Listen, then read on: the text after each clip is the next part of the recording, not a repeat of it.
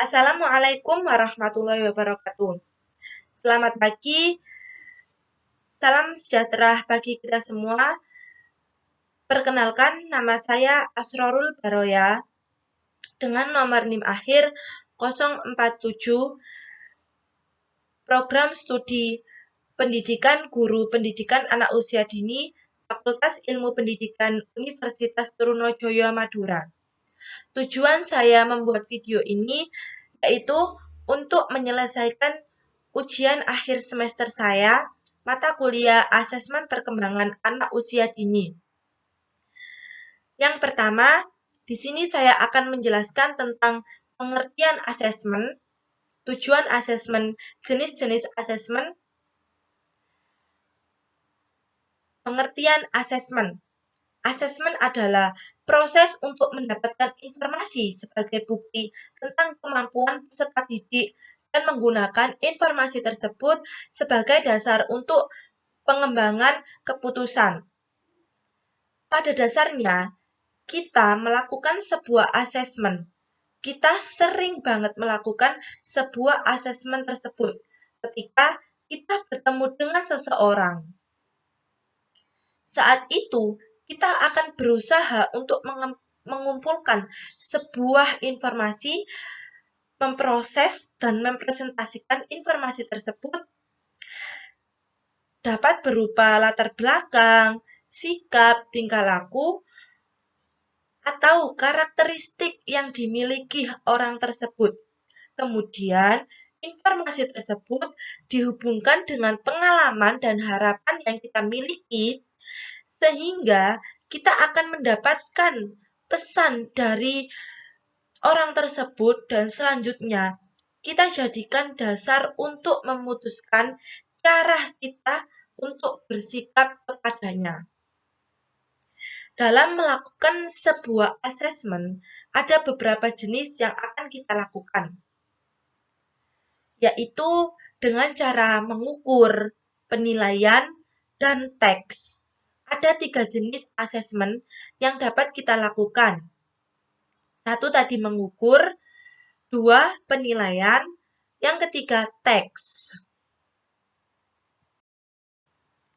Yang pertama, mengukur atau pengukuran.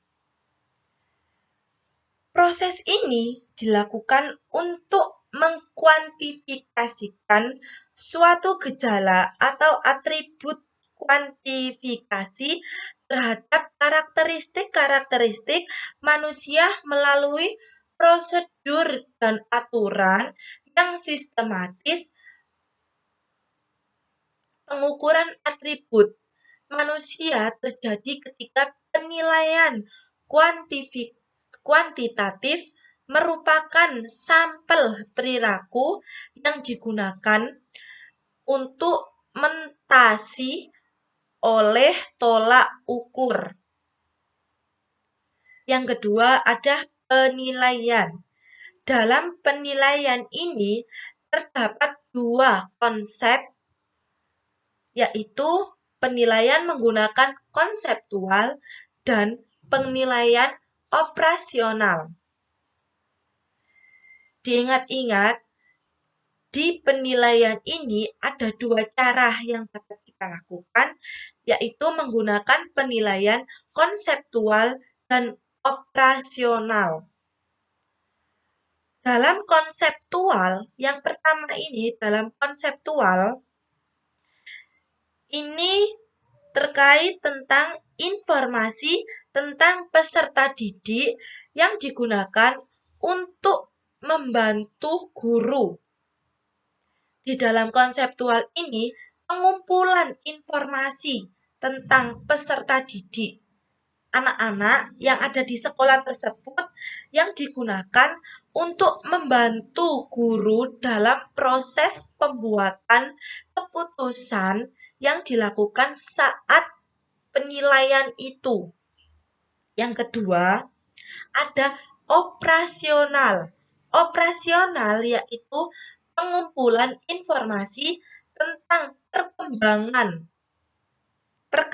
anak yang digunakan guru untuk menentukan ketercapaian tujuan pembelajaran oleh anak tersebut. Jadi ada perbedaan nih antara yang konseptual dengan operasional. Yang konseptual tadi untuk memproses pembuatan, yang konseptual itu pengumpulan informasi tentang peserta didik dan pembuatan keputusan yang dilakukan saat penilaian tersebut. Yang operasional, pengumpulan informasi tentang perkembangan anak tersebut. Yang ketiga ada assessment text. Assessment text merupakan salah satu cara untuk kita mendapatkan informasi tentang tingkah laku atau hasil belajar siswa. Tingkah laku atau hasil belajar siswa ini biasanya perilaku atau ucapan. Seperti saat kita mengajukan pertanyaan kepada anak tersebut, tanya jawab tentang pembelajaran atau tentang kehidupan sehari-hari, di situ anak akan bertingkah laku, akan mengucapkan langsung yang sesuai dengan mereka ketahui dan pengalaman-pengalaman.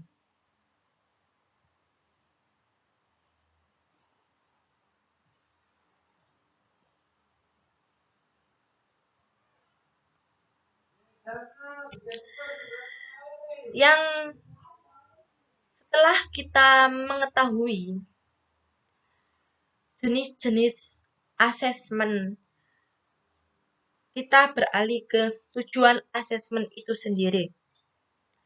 Tujuan asesmen secara umum yaitu untuk menentukan seberapa banyak ketercapaian atas indikator kompetensi yang telah direncanakan sebelumnya dalam suatu mata pelajaran. Sementara tujuan lain yaitu untuk penilaian kemampuan individu melalui tugas tertentu atau kelompok untuk menentukan kebutuhan pembelajaran, membantu dan mendorong untuk mengajar yang lebih baik, menentukan strategi pembelajaran yang akuntabilitas lembaga dan meningkatkan kualitas pendidikan. Karena pada dasarnya asesmen yaitu mengambil keputusan dan dilakukan secara diagnosis, intervensi dalam melakukan evaluasi dan melakukan evaluasi perilaku anak tersebut. Setelah kita tahu tentang pengertian asesmen, jenis asesmen, tujuan asesmen, di dalam sebuah asesmen ini terdapat juga dua jenis penilaian atau pengembangan alat penilaian hasil belajar berupa penilaian tes dan non-tes. Dalam penilaian tes, yang artinya suatu pertanyaan, informasi tentang atribut pendidikan setiap butir pertanyaan tersebut mempunyai jawaban dan ketentuan yang dianggap benar. Himpunan pertanyaan yang harus dijawab, dipilih, ditanggapi oleh peserta teks dengan tujuan untuk mengukur suatu aspek tertentu dari orang yang dites, yang dilakukan untuk mengukur kemampuan kognitif anak dan bersifat kuantitatif. Alat evaluasi penilaian tes biasanya dilakukan dengan cara tes lisan, tes tulis, dan perbuatan. Yang kedua ada non-tes. Non-tes ini biasanya berupa keberhasilan siswa dalam kegiatan tidak selalu dapat diukur dengan alat penilaian tes karena tidak semua kemampuan siswa dapat diukur oleh kuantitatif dan objektif, tapi juga bisa melakukan pengukuran aspek afektif dan psikomotor memerlukan alat penilaian yang sesuai dengan karakteristik tersebut dan biasanya bersifat kualitatif. Sedangkan non-teks dapat dilakukan melalui pengamatan atau observasi, skala sikap, angket, catatan harian, dan daftar cek lainnya. Jadi, ada perbedaan antara penilaian teks dan non-teks. Pada penilaian teks ini bersifat kuantitatif, sedangkan pada penilaian non-teks bersifat kualitatif. Pada mata kuliah asesmen perkembangan anak usia dini ini, saya sudah melakukan sebuah observasi, wawancara, dan dokumentasi langsung ke lembaga, yaitu lembaga TK Bakti 3 yang berada di Banyu Aju Kamal, Bangkalan, Madura. Dari hasil pengamatan yang saya tahu tentang sebuah asesmen yang dilakukan guru terhadap muridnya di sana itu menerapkan semua penerapan asesmen seperti teknik penilaian observasi, penugasan anekdot, unjuk kerja, percakapan, dan hasil karya, serta portofolio.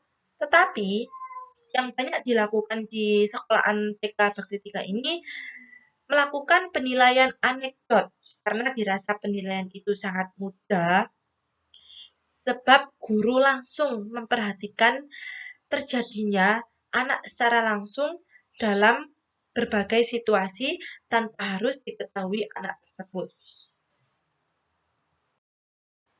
Penilaian observasi yang dilakukan di TK Bakti 3 itu sebelum memulai pembelajaran. Ketika anak datang ke sekolah itu sudah diamati langsung tentang mimik wajahnya, terus semangat dia untuk belajar itu bagaimana, sampai penugasan-penugasannya itu saat berdoa, terus pulang, itu diamati langsung oleh gurunya. Mengenai penugasan, penugasan ini dilakukan guru saat mengerjakan dan setelah mengerjakan tugas. Jadi saat mengerjakan itu guru tetap menilai. Kalau di TK Bakti 3 ini guru tetap menilai.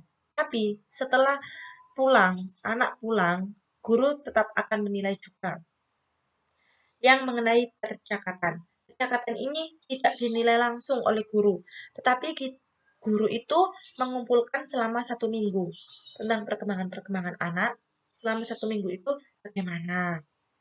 Terus nanti dinilai jadikan satu. Tentang misal hari Senin, Selasa, Rabu, Kamis, Jumat itu beda-beda. Dan itu dituliskan di buku guru. Unjuk kerja, penilaian unjuk kerja. Penilaian unjuk kerja ini dilakukan hanya sesudah saat tugas itu selesai. Saat guru memberikan tugas kepada anaknya, unjuk kerja itu dilakukan sesudah tugas itu dikumpulkan. Yang portofolio itu dilakukan per semester. Jadi portofolio itu dilakukan guru per semester, tidak langsung. Penilaian yang dilakukan di sekolah TK Bakti 3 ini ada buktinya berupa foto, kegiatan, dan video saat anak melakukan pembelajaran. Karena kata gurunya itu penilaian seperti itu harus tahu. Yang tahu itu tidak hanya guru, tetapi orang tua juga harus mengetahui tentang penilaian anak tersebut. Jadi, jika ada orang tua yang tidak percaya anaknya perkembangannya sudah ini, anaknya belum berkembang ininya, maka guru bisa menunjukkan bukti yang berupa video tadi. Jadi, untuk itu penting sebuah asesmen di semua lembaga. Pentingnya asesmen di semua lembaga tanpa terkecuali. Bukan hanya di lembaga-lembaga saja, di masyarakat, asesmen itu sangat dibutuhkan. Karena kita tahu perkembangan apa yang sudah didapatkan anak tersebut saat pembelajaran, dan orang tua juga tahu tentang perkembangan asesmen yang ada di sekolah itu. Kalau perkembangan asesmen, melakukan asesmen di masyarakat luas, kita juga dapat melakukannya itu karena secara tidak langsung asesmen itu sering kita lakukan saat kita bertemu orang banyak tadi. Sekian penjelasan singkat dari saya untuk memenuhi tugas akhir semester saya di mata kuliah asesmen perkembangan anak usia dini ini. Saya ucapkan terima kasih banyak. Assalamualaikum warahmatullahi wabarakatuh. Semoga bermanfaat bagi pendengar yang mendengarkan video saya, bagi penglihat, dan semoga dengan tugas ini saya bisa mendapatkan nilai ujian akhir semester yang memuaskan. Amin, amin ya rabbal alamin. Terima kasih saya ucapkan kepada Ibu dosen juga, Ibu Ajeng yang telah memberikan saya kesempatan. Akhirul kalam, Ihdinas siratal mustaqim. Assalamualaikum warahmatullahi wabarakatuh.